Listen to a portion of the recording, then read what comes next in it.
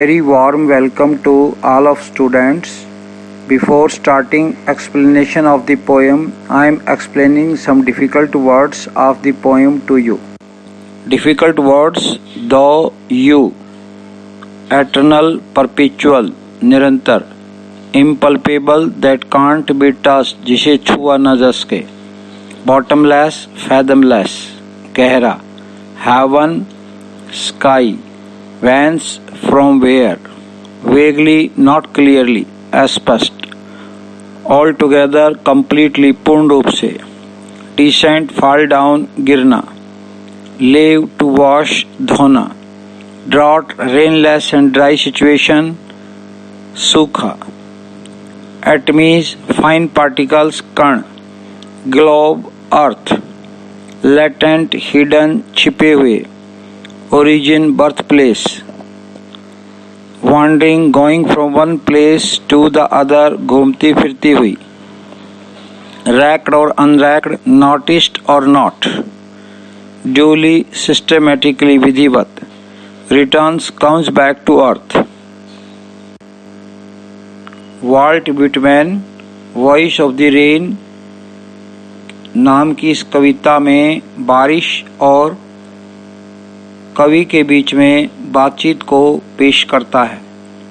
बारिश का यहाँ मानवीकरण किया है ये वर्णन करने के लिए कि वह क्या है और उसके क्या आशीर्वाद हैं जिनको वह पृथ्वी और मानव के ऊपर बरसाती है। वाल्ट विटमैन ने वर्षा से पूछा कि वह कौन है। वर्षा उत्तर देती है और कवि इसका अनुवाद अपनी भाषा में करता है। बारिश पृथ्वी की कविता है। वह बिना दिखाई दिए और बिना छुए भूमि और तली रहित बहुत गहरे समुद्र से ऊपर उठती है। यह असली अपने स्वरूप में आती है जब आसमान में ये पानी में बदल जाती है और आसमान से गिर के सूखे को समाप्त कर देती है। धूल, मिट्टी और पृथ्वी की अशुद्धियों को धो डालती है।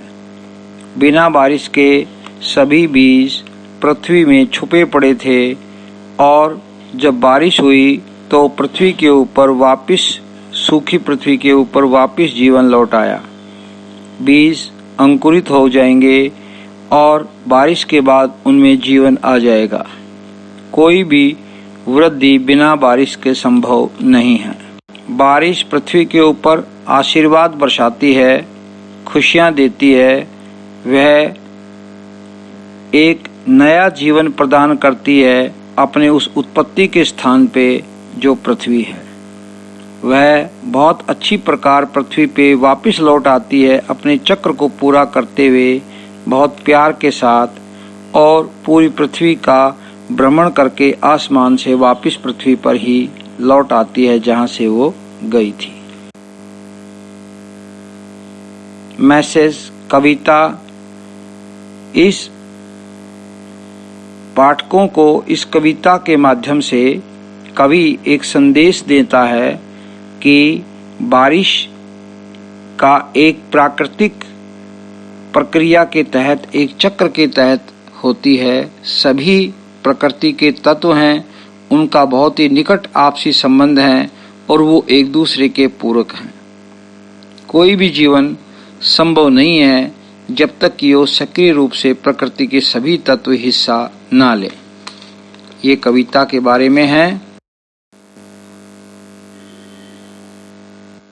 Now read the poem from the textbook.